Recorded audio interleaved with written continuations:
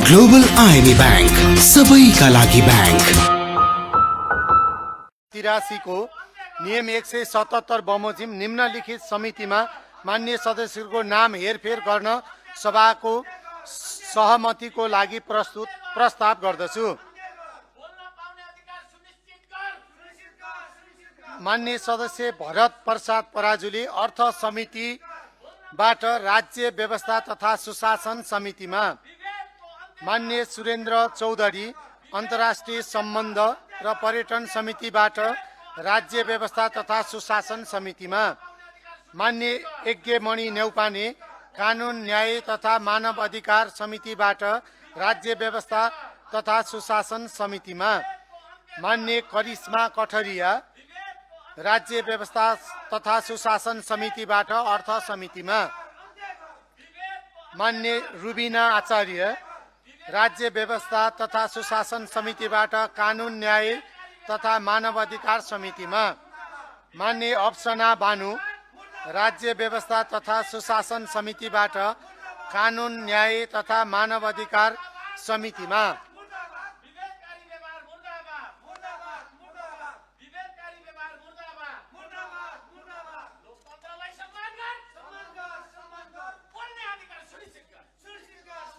प्रस्तावित हेरफेरलाई सहमति जनाइदिनु हुन अनुरोध गर्दछु।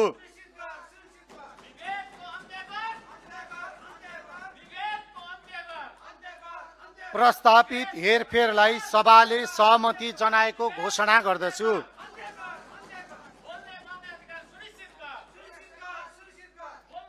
मान्य सदस्यहरू, प्रतिनिधि सभाबाट मिति 2083 जेठ 7 गते पारित गरी राष्ट्रिय सभामा पठाइएको वैकल्पिक विकास वित्त परिचालन विधेयक 2082 मिति 2083 जेठ 8 गते सन्देश सहित राष्ट्रिय सभामा टेबल भएकोमा नेपालको संविधानको धारा 111 को उपधारा 4 मा उल्लिखित अवधिभित्र प्रतिनिधि सभामा फिर्ता नआएकोले प्रतिनिधि सभा नियमावली 2083 को नियम 130 को उपनियम 3 बमोजिमको प्रक्रिया अगाडि बढाइने बेहोरा सोही नियमको उपनियम 2 बमोजिम माननीय सदस्यहरूलाई जानकारी गराउँछु।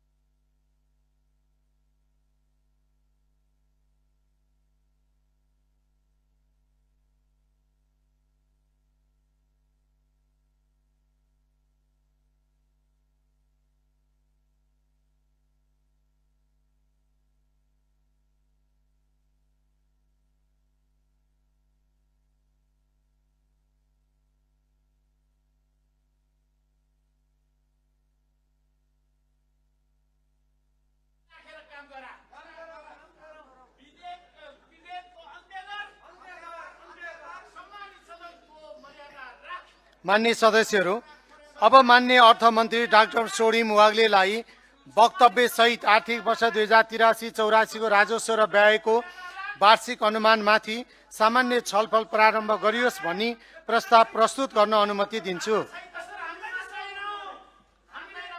सम्मान्य सभामुख महोदयको अनुमतिले आर्थिक वर्ष 2083-84 को राजस्व र व्ययको वार्षिक अनुमानमाथि सामान्य छलफल प्रारम्भ गरियोस् भन्ने प्रस्ताव प्रस्तुत गर्दछु। धन्यवाद।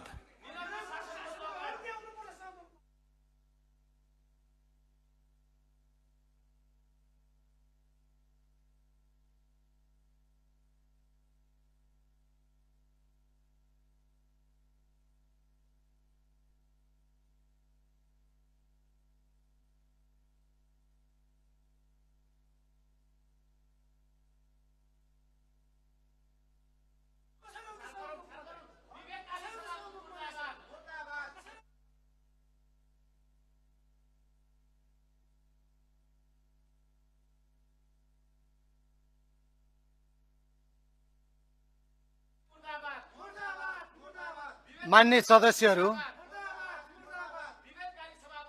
विरोध गरिरहनु भएको सभामा विरोध गरिरहनु भएको मान्य सदस्यहरूको ध्यान आकर्षण गराउँछु। मान्य सदस्यहरूले आफ्नै हातमा बोकिरहनु भएको हाम्रो नियमावली 2083 प्रतिनिधि सभाको नियमावली 2083 को नियम 21 तर्फ ध्यान आकर्षण गराउँछु। मान्य सदस्यहरूको शब्दावलीमा मान्य सदस्यहरूले सदनमा प्रयोग गरिरहनु भएको शब्दावलीमा सभामुखको ध्यान आकर्षण भएको जानकारी गराउँछु।